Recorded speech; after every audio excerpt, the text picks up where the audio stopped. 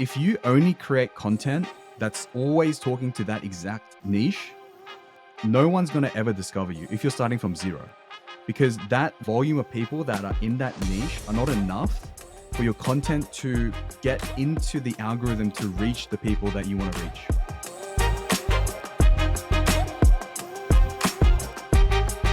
Today on Strategy Shorts, I am joined by William Choi. William is somebody that I have been following on LinkedIn for the last few months, and I'm so delighted that you've decided to join the show for a short episode. William, it's great to have you. Welcome to the show.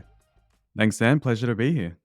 So in the last few months, William, I know that you've got some great advice to give people about how to build their personal brands on LinkedIn, but it's fair to say that you're a bit of a serial entrepreneur. And I've made a few notes here that you're a founder 10 times over.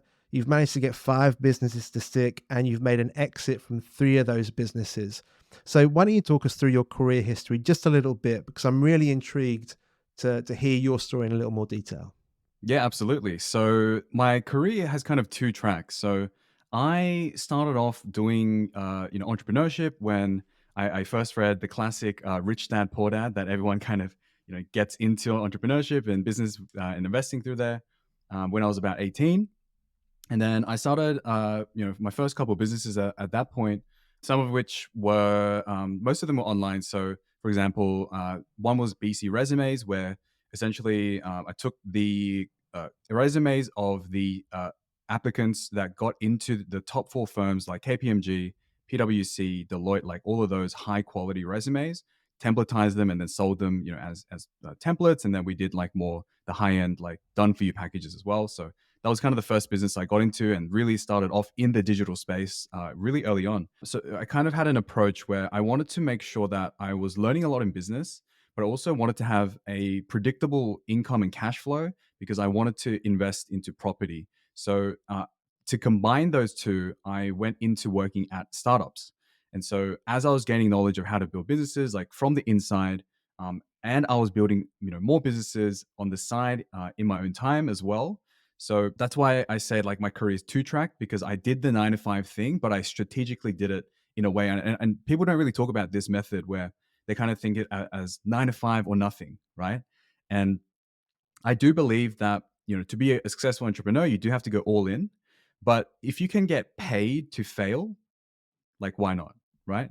And so I think if there's any entrepreneurs that are out there, starting off and kind of figuring out, oh, should I go all in or not? Like there's no, shame in going to that startup, learning the ropes and then figuring it out. And then once you know enough, once you have that stable, reliable income or like a savings base that you can rely on to go all in, then it's like a more strategic, lowered risk way for you to then start your business. As I mentioned, like the first company was like the templating company, like the uh, resumes and stuff. I took the experience I learned from building that company because I needed to learn how to build my own website, do my own marketing, Facebook marketing, paid ads, all of that. Took that same experience and then made a digital agency based on that experience where I kind of, um, found myself. This is a really key point I want to make for young entrepreneurs out there. It's like, don't try to, and even if you're trying to look for a job, like don't wait to like try to get a job to get experience, like make your own experience and then utilize that to, either get clients or either get that job or whatever it is. Like just do it yourself, like there's no, there's no reason to kind of blame the system and be like, oh, they're looking for 3 years experience, but it's an entry level position. That how do I have 3 years experience if I've never had a job? And just make your own experience. And the world is so, open now with the internet and courses, and there's always a way for you to learn. And so I'd really recommend that you do that and figure it out and use that to, build your own businesses and whatever you want to do in life. So really want to make a point there. But did the digital agency thing and built that up, got clients and, word of mouth and got more clients and did social media management and things like that. And then sold that and then moved on to a couple of different businesses. I went into drop shipping and that whole, because that was like the craze back then. But drop shipping as a business model, I wouldn't recommend, because in order to succeed, the capital investment that you do need to find the winning product is, a lot. And to find something that works is going to be very difficult. And even when you do, you need to scale it so much with paid ads that your profit margins are next to nothing, because even if you drop ship it, most of the cost is going to go to purchasing that product to then on sell. So the margin that you're left with is so little that you have to sell like millions of dollars of product. I learned that that wasn't for me, because all of that capital investment, and it just wasn't my style. And even though I built that, I was kind of I saw that as not like a successful business, and I moved on. Um, did a couple of different things. I actually was a professional photographer at one point as well. That's how I understood the power of branding, because I started to post images on Instagram. And if you guys want to check it out, William J Choi photo on Instagram. I think my account is still there.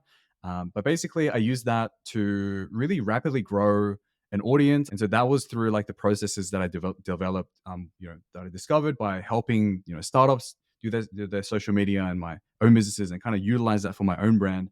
And then started to get clients through that. The crazy thing was like international fans that found me that were coming to Sydney to just like travel. They wanted a travel photographer, and so I did gigs for them, and that's how I built that understanding of like, oh, this is how you build a brand, and this is how you become, known and get clients and kind of build through them. So that was kind of my first taste of that personal branding side with that business.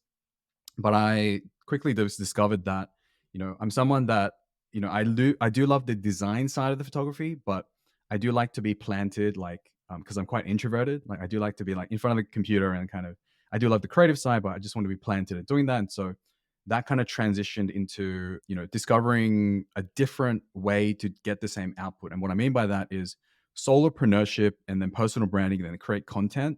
That was my avenue to be creative, but I could do it at home and I could do it at scale. So the problem with photography I found was I was making a lot of money, getting all these clients, but the energy drain physically was intense. It wasn't scalable. So the issue there was like the scalability. And so I was like, okay, next business model. So what my journey was through my business models, and the successes and failures, was like me discovering what model was right for me, because there's plenty of different ones out there. And so after that, I started a bubble tea kit business, selling kits online. So it was an e-commerce business. I discovered through that business, it was succeeding, and if I kept going, it would have been like millions of dollars of revenue. But the thing that really got me was I was on a journey of like health transformation, and so it kind of coincided with uh, my moral and ethical compass changed, and I felt like I was almost like selling a product that would be detrimental to people's health in the long term.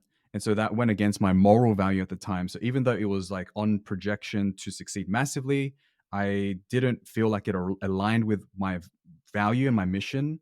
And so I then, sold that as well. After that, that's when I kind of went, okay, I now have all this experience in the, entrepreneurship side. I have all this experience in the startup side, and I've built myself to a position of financial and health freedom. What is my mission here? Like, if money doesn't become the problem anymore, like what is my value here? What do I want to help, you know, achieve with the energy that I have? And that's when I discovered like the passion that I have of wanting to bring that same freedom to other people. And so essentially, I took all that experience from the business side, and the personal branding side, and the creative side, and the startup side, and kind of packaged it all into a one man brand, as I call it, and bringing that same capability and understanding of what I learned in the decade to other people, so that they don't have to spend that time figuring it out. They can just like, get my knowledge, and then, get to that freedom point a lot quicker than I did. And so that's where I am today. And I chose LinkedIn to be that platform, because it really is, I believe, the most powerful platform for personal branding. LinkedIn is very real, it's very authentic, it's very like uh, approachable for, I think, most people. And the crazy thing is LinkedIn's, conversion rates and all of that are extremely high compared to all the other social platforms. So combining the authenticity side and combining the business side, I think LinkedIn is the best place, especially in 2024, because it's no longer just a jobs platform. It's really a platform that anyone can come on board and really start creating content, telling their story, getting people that resonate to follow, and then using that as kind of like a platform to then, whatever you want to do. If you want to write a book, if you want to release a course, if you want to sell a product, if you're a founder, it doesn't really matter what you are.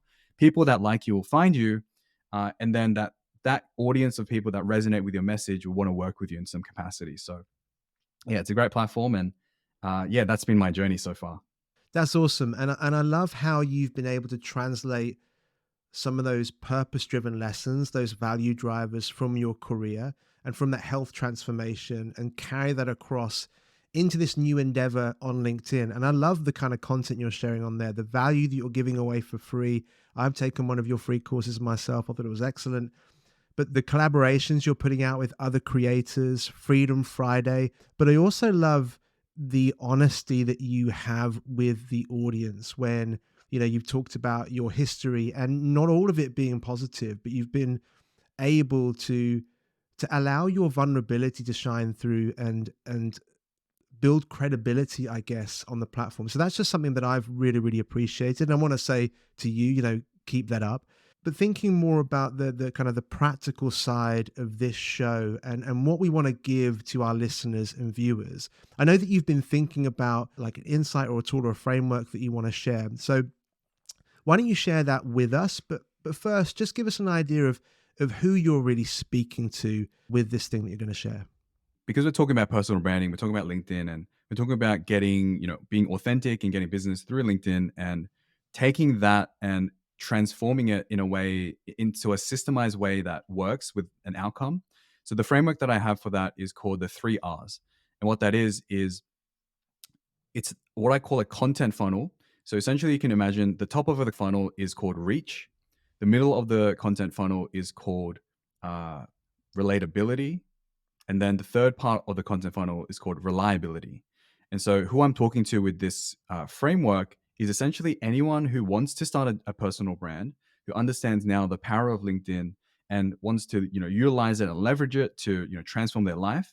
This is a system that will not only get you a lot of, traction with the top end of followers, but it will get you people that authentically resonate with your message, and then get a subset of that people that really want to work with you and at whatever capacity, like I mentioned. And so what that funnel is reach is simply about, so the common advice that you get with personal branding is niche, niche, niche down.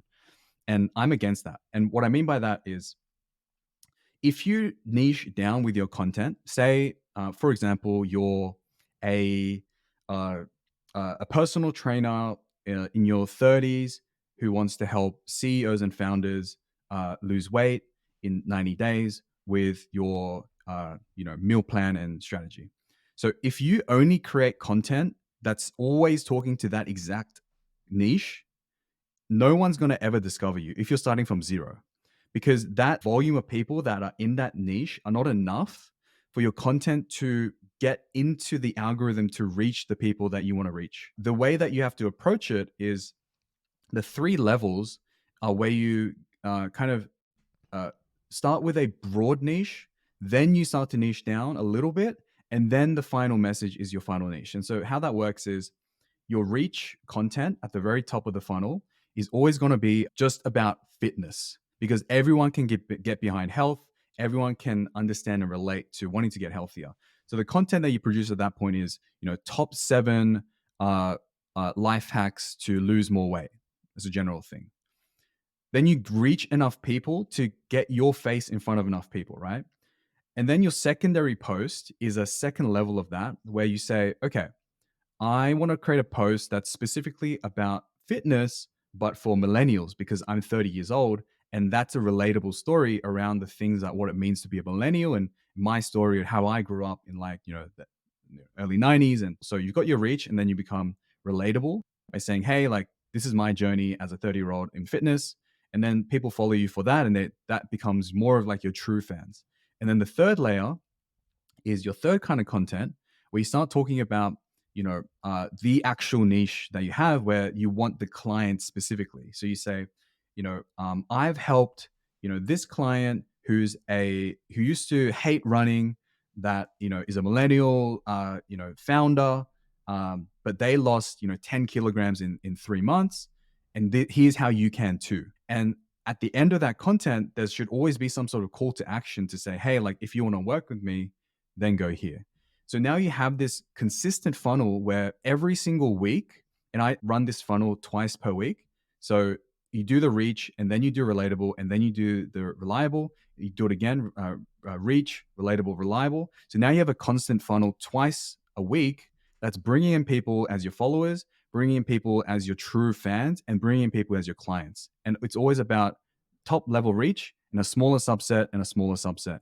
If you keep doing that, not only will you grow your reach and you grow your, social proof with your followers, you're going to get, clients coming in organically, like no outbound, sales or anything. They're going to come to you. They're already sold because they love you and they need your solution because you brought them through the funnel. So the sales call at that point is simply about, here are my solutions, which one is right for you, and how can we work together to make this happen, rather than I need to convince you to make this sale. Sales is like over. It's all about organic reach. It's all about authenticity and vulnerability and getting that inbound people that truly love you for you and want to work with you because they want your solution. So at the top of the funnel, we've got reach and then relatability and then reliability. And then at the end of that process, you've got to have that call to action so people can engage with you. Now, I think that's a really powerful approach. And, there's loads of frameworks out there. There's loads of different theories about how you can do this, but this is a new one on me. So I want to say thanks for bringing this to the table. It's fantastic. Now, we always love to end the show with something really, really practical for people to get their hands on. And already this is really simple approach and it is really, really practical. But if you could distill some of this down into kind of one starting point or one thing that you want our listeners and viewers to do when this show finishes, what do you think that thing would be? Get on LinkedIn. Like, if you're not already on LinkedIn and you kind of are still seeing it as like the jobs platform, it's not. LinkedIn is now the new hot platform that is everyone's sleeping on at the moment. But if you hop on and you start to follow, these big creators that are really producing value, I kind of feel like the value that has really been there on like Twitter for the last like decade, before it now like kind of, I would say, evolved, or some may say devolved into X. A lot of that value and a lot of that content, a lot of that more positive side of it has come to LinkedIn. So, X has kind of become this like a battleground of like who's right and who's wrong and me, me, me. But LinkedIn is just all about pure value. So if you're an entrepreneur, if you're a founder, if you're just trying to, start your personal brand, and if you just want value on like how to live a better life, go to LinkedIn. Well, William, we are just about done for our time together this evening. And I just want to say a huge thank you for making time for the show. You're on the other side of the world to me, but I really appreciate you making some space because I was a stranger. I loved what you were doing on LinkedIn and I wanted to say hello. So thank you so much. And let's speak again soon. Appreciate it. Thank you. And appreciate you inviting me, and definitely speak again. And hope you have a great rest of the day.